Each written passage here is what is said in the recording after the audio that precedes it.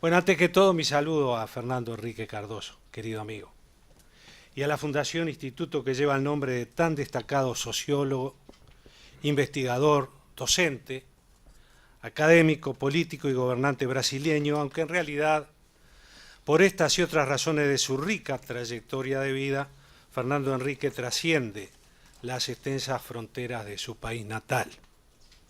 En tal sentido, podría decirse que con sus jóvenes 81 años es un ciudadano de la región latinoamericana. La visión, misión y actividades que esta institución reafirman, esa condición ciudadana y muy especialmente el compromiso y la responsabilidad que la misma implica. Y también mi agradecimiento al Instituto por invitarme a participar en un nuevo seminario, porque ya hubo otros, de su proyecto Plataforma Democrática, y a todos ustedes por la hospitalidad con que me reciben. La verdad que muchas gracias. Pero además una advertencia. Cerrar este panel es un honor, pero hacerlo, reitero, tras las excelentes exposiciones de los panelistas que me han precedido, es un desafío enorme.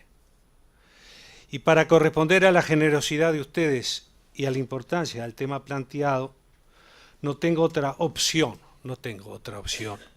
más que decir algunas cosas que no son el descubrimiento del agua tibia, pero que expresan mi visión y opinión sobre el mismo. Resalto el pronombre posesivo singular, mi visión, no para ostentar autoestima, sino para dejar en claro que hoy y aquí no represento ni involucro en mis expresiones a nadie más que a mí. Otra puntualización. Aún haciéndolo a título individual, referir al papel de Brasil en la gobernanza de América del Sur es complejo por al menos dos razones. La primera, el papel de un país en su contexto, que era lo que analizaban ustedes y está analizado en el libro. En este caso, Brasil en Sudamérica, es un asunto del contexto, pero sobre todo interno del país. Y yo respeto la soberanía de los demás tanto como defiendo nuestra soberanía. Yo no voy a incursionar en temas internos de nuestros queridos hermanos brasileños. Y la segunda, que es la gobernanza. Pero antes de referirme al tema de la gobernanza, quisiera decir que, por mi deformación profesional quizás, pero en medicina nuestros maestros nos enseñaban que teníamos que hacer un diagnóstico positivo y oportuno. Y luego sobre ese diagnóstico oportuno trazar las pautas terapéuticas o la conducta a seguir para ver la evolución de nuestros enfermos. Y para hablar de integración, gobernanza y liderazgo, me parece que tenemos que definir y diagnosticar cuál es la situación del mundo y cuál es la situación de la región. Voy a intentar hacerlo en dos frases. La situación del mundo de nuestros días, desde mi modesto punto de vista, es, para asimilarla a temas médicos, el mundo es como un manicomio dirigido por sus propios enfermos. La locura andante. Y en cuanto a la región, difícilmente haya en todo el planeta una región con mayor vocación integradora que nuestra América Latina o América del Sur. Veamos los nombres de los distintos procesos de integración, que son una cantidad. Mercosur, UNASUR, Grupo de Río, ALADI, los países del Pacto Andino, los países de América Central y el Caribe, y podríamos seguir mencionando otros institutos de integración regional. Más vocación que esta para integrarse en ninguna región del mundo, pero tampoco más ineficiencia en ninguna región del mundo para integrarnos, porque por algo existen tantos procesos de integración regional, porque hasta ahora ninguno de ellos ha dado respuestas a los reales problemas que nuestra gente tiene. Y entonces, ¿qué es la gobernanza? Yo voy a intentar definir tres elementos que están en juego ante esta pregunta, o conjugar tres verbos. como decía un amigo mío, hay que conjugar los diptongos. Primero de ellos es gobernar, integrar y liderar. Y veamos qué es lo que podemos obtener desde mi modesto punto de vista en ese análisis. La expresión de gobernanza viene de lejos, pero aún hoy, al igual que otra más moderna, globalización, alude a un complejo entramado de procesos que están vinculados entre sí, que son fluidos y que en cierto modo son impredecibles. Sabe muy bien el presidente de Brasil cuántas veces nos surgen en el ejercicio de la presidencia cosas que ni nos imaginábamos que podían aparecer, eran impredecibles. Y tal complejidad se refleja en las diferentes conceptualizaciones y énfasis del vocablo gobernanza, que van desde la medición de la eficiencia en la gestión de los procesos y recursos a las políticas de justicia social, derechos y ciudadanía, pasando por el ejercicio de la autoridad política, económica y social en la gestión de un país en todos los planos.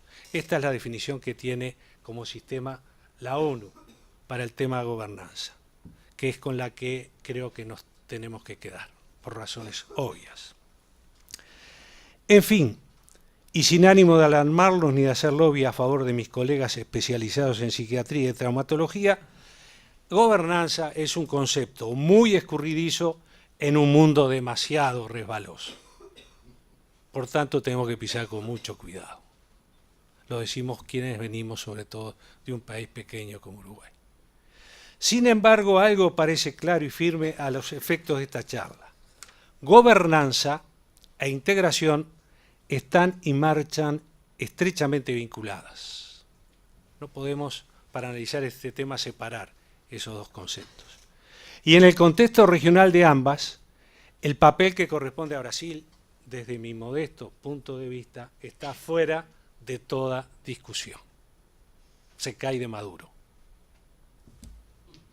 Brasil es 45 veces más grande que Uruguay. No hablemos de la economía. 3 veces más grande que Argentina. ¿Qué estamos inventando? Nada. El papel que debe jugar Brasil en la región es, sin duda, está fuera de discusión. ¿Y acaso puede no estar fuera de discusión cuando se trata de un país que representa casi la mitad del territorio sudamericano, que tiene fronteras con 10 de los 12 países de la región y un peso demográfico, productivo y económico cercano al 50% de los registros regionales?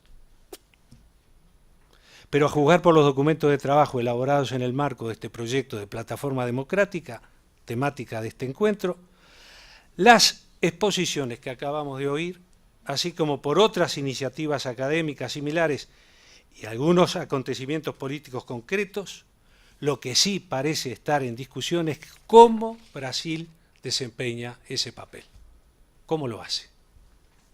Y es lo primero que voy a intentar, reitero modestamente, tratar de analizar. ¿Cómo lo hace? Persistiendo en procesos de integración profunda como el Mercosur, con los costos que esto conlleva para Brasil. Trasladar la prioridad al espacio sudamericano, incluyendo Guyana y Surinam. Darle mayor extensión geográfica a los procesos de integración y menos profundidad a los instrumentos que le impulsan.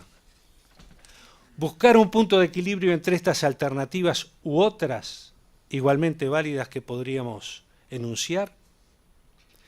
Y creo que lejos de ser preguntas impertinentes, sirven para estimular una discusión que, en tanto necesaria, abierta y franca, resulta saludable para todos.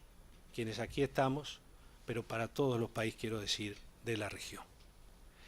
Este seminario y sus antecedentes, seminarios anteriores y documentos de trabajo, son expresión de ello. Y en este contexto, entonces, tal vez, la escurridiza palabra gobernanza pueda vincularse a otra que, sin ser demasiado precisa, tampoco es tan ambigua. ¿Cuál es esa otra palabra? liderazgo. No hay gobernanza sin liderazgo.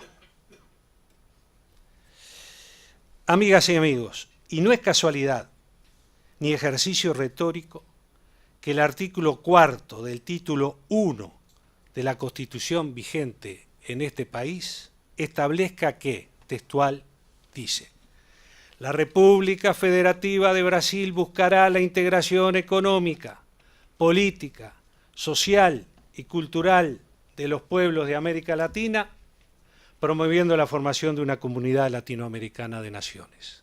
Lo dice la Constitución de Brasil. No es casualidad. No sé si será vocación, necesidad que tiene Brasil o una mezcla de ambas, pero lo cierto es que basta observar el mapa o repasar algunos datos estadísticos para constatar que Brasil, reitero, desde mi modesto punto de vista, no tiene otra opción más que promover esta estrategia integradora.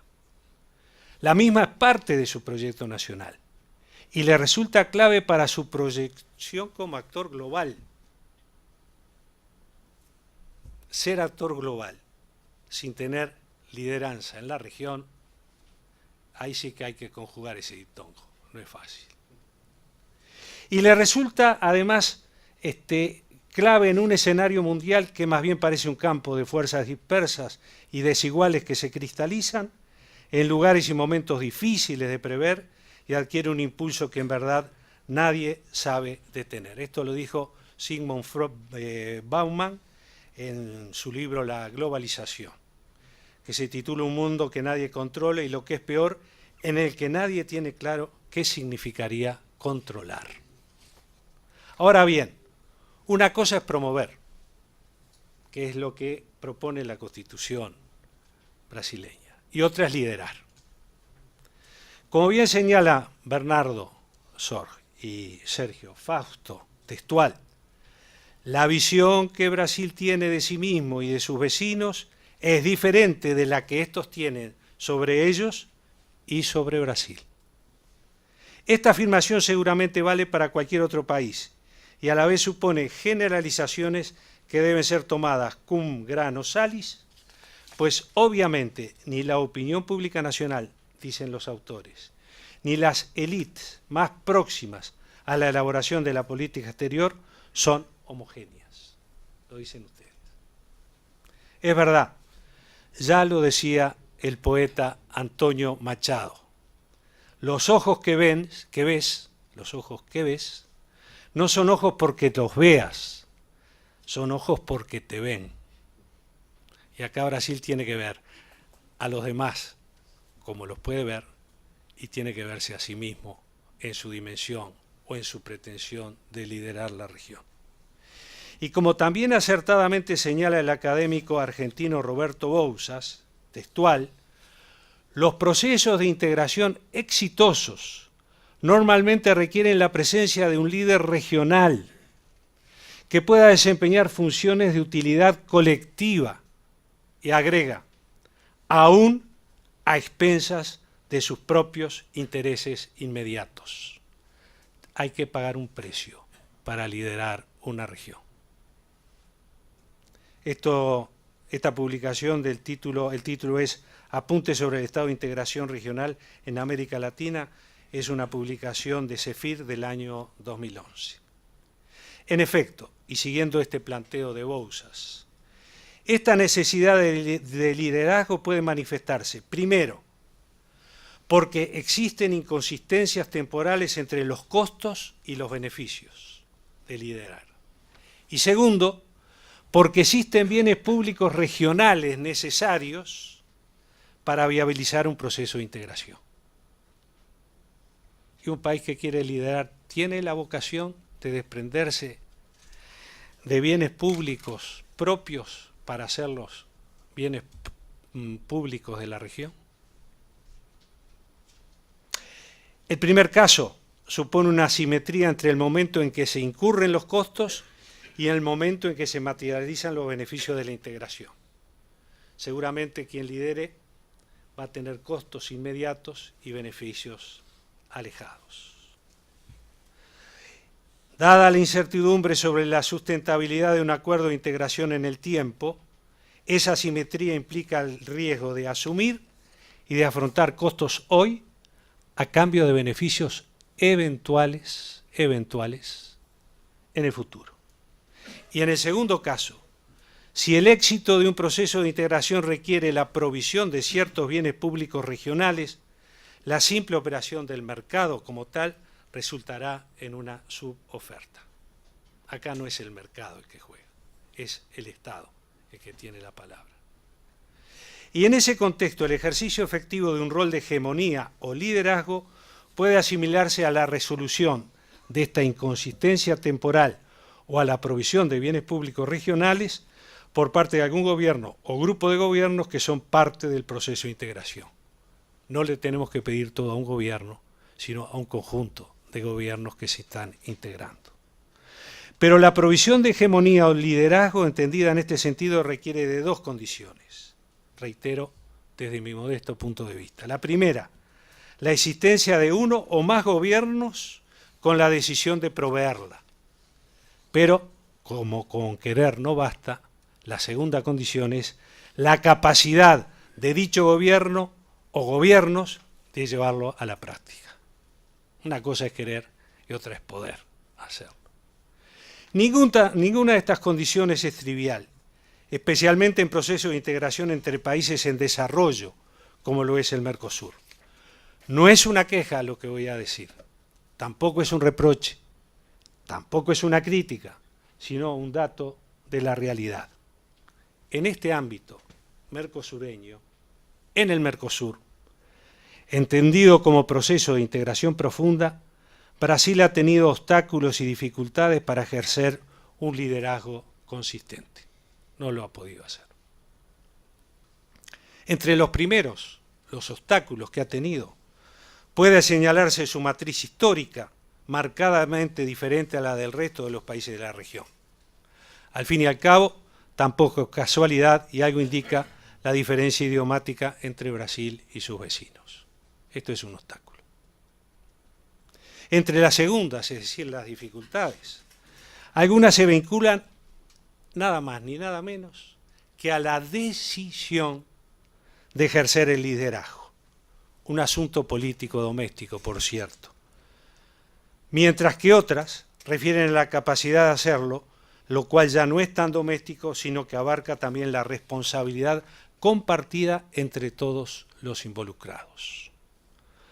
Respecto a esta dimensión compartida de la gobernanza, permítanme ilustrar lo anterior con un caso concreto, al cual obviamente no soy ajeno, por eso lo menciono, de lo contrario no lo haría. Si nuestra gobernanza, la gobernanza del Mercosur o de la región, hubiera funcionado adecuadamente, si hubiésemos sido capaces de resolver en nuestro ámbito regional el diferendo suscitado entre Argentina y Uruguay por la instalación de plantas de celulosa en nuestra costa del río, que limita y une a ambos países, no tendríamos que haber recurrido a la gestión facilitadora de un rey y jefe de Estado europeo y, tras el fracaso de la misma, haber llevado el caso a La Haya para dilucidarlo. Creo que es un ejemplo el más concreto que puedo dar para demostrar que no hay gobernanza en la región, que la necesitamos. Y en efecto, ignorado el laudo que en su momento expidió el Mercosur, el laudo del Tribunal de Controversia del Mercosur dio la razón a Uruguay en ese diferendo. Y uno de los que votaron, integrantes de ese tribunal, en favor de Uruguay, fue un argentino. Pero ignorado el laudo que en su momento expidió el Mercosur y frustrada la gestión facilitadora solicitada, el diferendo desembocó en la Corte Internacional de Justicia con los resultados y consecuencias que todos conocemos. Un tema que tendríamos que haber resuelto aquí, en la región. Había más que elementos conceptuales como para haber tomado una decisión al respecto. Amigas y amigos, naturalmente que Sudamérica, espacio geográfico al que refiere la temática de este seminario, excede los límites del Mercosur y abarca también a la CAN, la UNASUR y parcialmente a la CELAC, a la Alianza del Pacífico, a la LADI, en fin. Podríamos agregar otras siglas que dan cuenta de un verdadero archipiélago de organismos y ámbitos vinculados a procesos de integración y o cooperación que más allá de su variedad requieren lo que a los efectos de esta exposición llamamos gobernanza y entendemos como tal el equilibrio entre liderazgo de derechos y responsabilidades compartidas entre todos los involucrados. No le podemos pedir a un país que lidere y, digamos, allá tú con tu liderazgo y hagas lo que puedas hacer. Este es un problema de todos los países de esta región. Ahora bien, ¿queremos una gobernanza para administrar conflictos y nada más? Todos los aquí presentes que más allá de los gestos, cumbres, discursos, declaraciones, fotos de familia, etcétera, etcétera, sabemos que los procesos de integración y o cooperación entre Estados no son fáciles ni rápidos y que implican una administración cotidiana de conflictos de coyuntura, conflictos de intereses, conflictos ideológicos, políticos, geopolíticos, económicos, etcétera. No es un drama esto, es la realidad y con ella nos tenemos que manejar.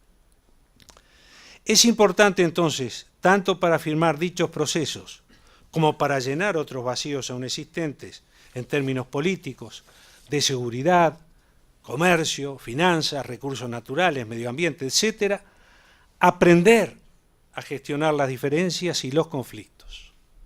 Paciencia estratégica, la llaman a veces. Pero con la paciencia, por más estratégica que sea, no basta. Es lógico, esa lógica cotidiana de diálogo y negociación debe ser complementada por un horizonte estratégico.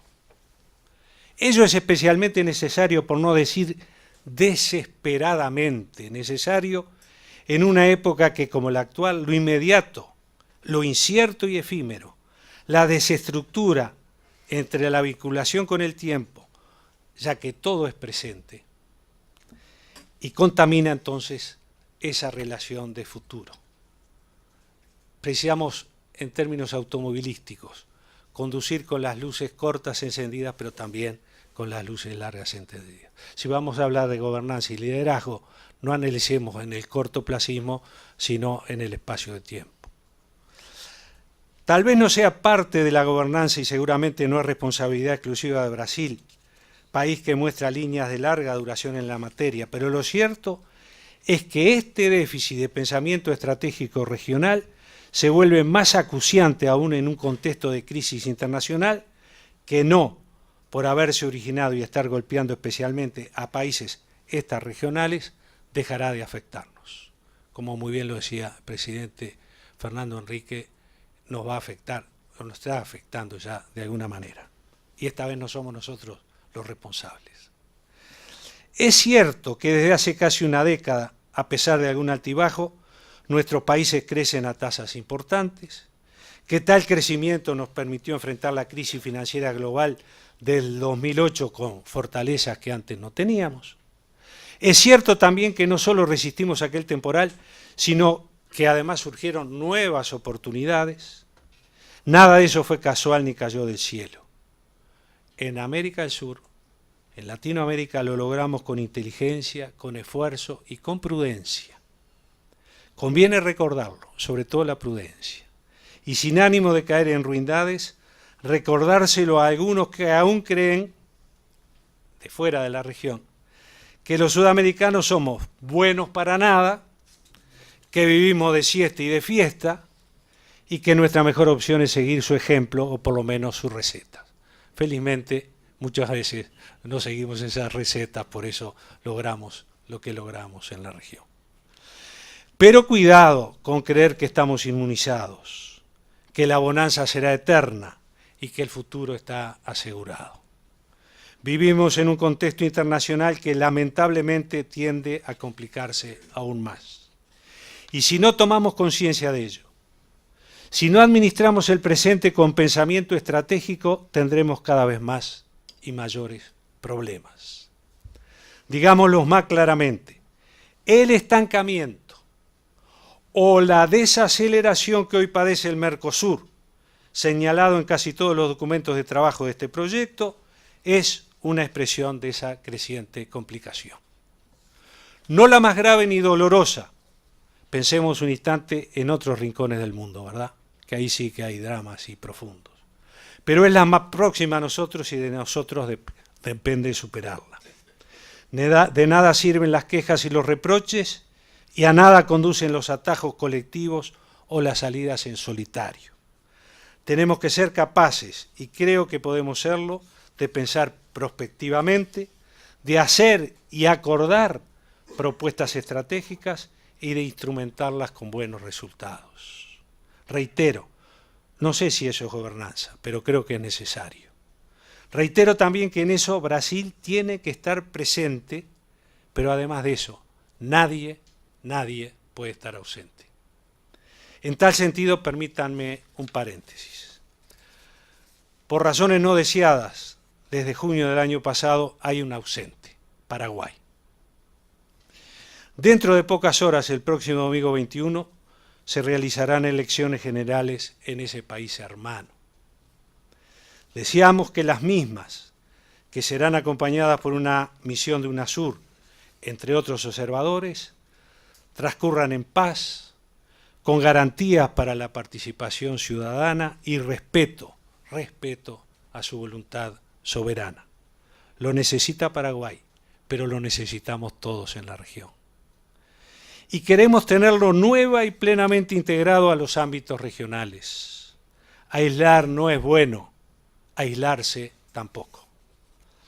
Gracias. Y retomando la exposición, y ya para cerrarla, creo que el pensamiento estratégico no tiene que ser una abstracción hacia un horizonte siempre en lontananza.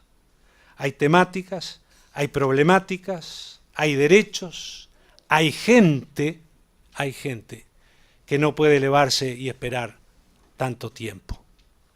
Asimismo, hay agendas diseñadas y acordadas. Existen agendas ya diseñadas y acordadas.